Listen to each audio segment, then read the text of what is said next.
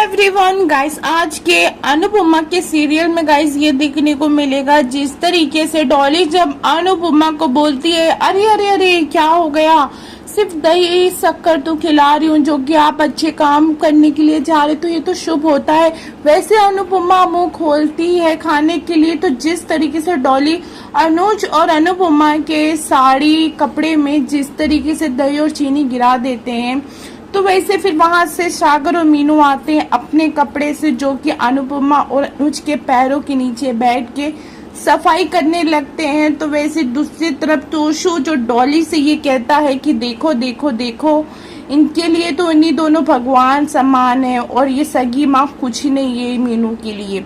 तो वैसे फिर तोशु जो हुस्काता है डॉली को तो डॉली का जो पाला है ना सातवां आसमान में पहुंच जाता है।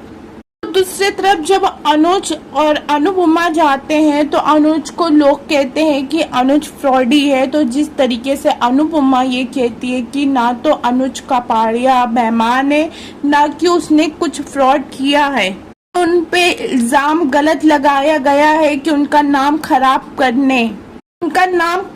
करने की कोशिश की गई है। अनुज कापाड़िया जी के किसी भी कर्मचारी किसी भी क्लाइंट के पास जाके पूछ लीजिए क्यों ये कैसे इंसान है। ये इंसान ऐसा है कि जो इतना गिर के भी अभी तक एक जज्बा और जुनून है कि मैं अपनी कंपनी को फिर सातवां आसमान तक ऊंचाई तक लेके जाऊंगा। यह फ्रॉडी बोलना हो और घपलाखोर बोलना हो तो बोलिए। तो अंकुश कापाड़िया और बरखा कापाड़िया ने इनकी सारी के सारी बिजनेस प्रॉपर्टी यहाँ तक कि इनका घर भी अपने नाम करा लिया जो कि इनके पास रहने को इनका खुद का घर भी नहीं बचा था। फिर भी इनको एक मौका दो, इनको अपने काम साबित करने के लिए एक मौका तो देना ही चाहिए, छोटा सही बड़ा की बड़ा सही। अनुपमा ये सब कहती है और कहती है कि फ्रॉडी कहना हो घपलाबाज कहना हो तो अंकुश कापाड़िया और बरखा कापाड़िया को कहो जो कि इनके भाई और भाभी ने इनके साथ फ्रॉड किया है। तो जिस तरीके से अनुपमा की बात सुन के सब अनुपमा की बात सुन के बहुत ही ज्यादा इमोशनल हो जाते हैं और कन्विंस हो जाते हैं कि हाँ अंकुश कापाड़िया ने गलत किया अपने अनुज उसका भाई तो है ना अनुज के साथ। तो जिस तरीके से अनुज को एक मौका फिर मिलता है अपने टैलेंट को साबित करने के लिए। दूसरी तरफ सागर और मीनू के घर में या कुछ होता है, मतलब कुछ चलता है जिस तरीके से। तो वहां डॉली आ जाती है और कहने लगती है कि मैंने तुमसे कितने बार कहा कि मेरी बेटी से दूर रहना। तो जो फिर मीनू ये कहती है कि मॉम मैंने तुमसे कितनी बार कहा कि सागर से इस तरीके से बात मत करना, जैसे मैं तुम्हारी बेटी हूँ तो मेरा पति है। तो वैसे फिर तो मीनू ये कहती है कि सच पता नहीं मॉम, पता नहीं आप कैसे ऐसे बन गई, पहले तो ऐसी थी नहीं। कभी कभी मुझे ऐसा लगता है कि काश आप मेरी माँ नहीं मामी मेरी माँ होती। इतनी बात मीनू सागर का हाथ पकड़ के वहां से चल देती है रफा दफा। तो जिस तरीके से डॉली को आ जाता है गुस्सा, डॉली कहती है बस अनुपमा को तो मैं छोड़ूंगी नहीं।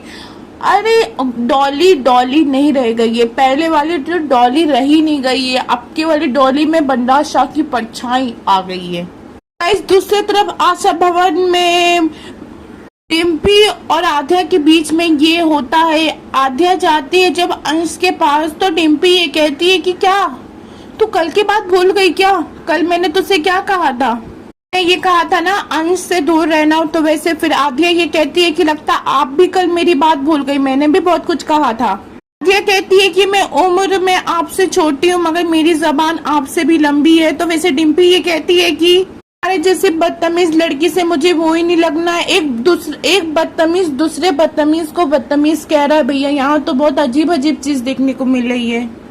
जब अनुपमा प्रार्थना करती है कि सबको खुश रखिएगा, मेरे अनुज को जो चाहिए उन्हें दे दीजिएगा, तो अनुज पीछे से कहता है कि मुझे सिर्फ मेरी अनु चाहिए, मुझे सिर्फ मेरी अनु से मुझे शादी करनी है। तो वैसे तो फिर अनुज और अनुपमा में क्या सारे तरीके से डांस होने लगता है। गाइस अभी आपको मैं पूरी अपडेट छोटी सी बड़ी सी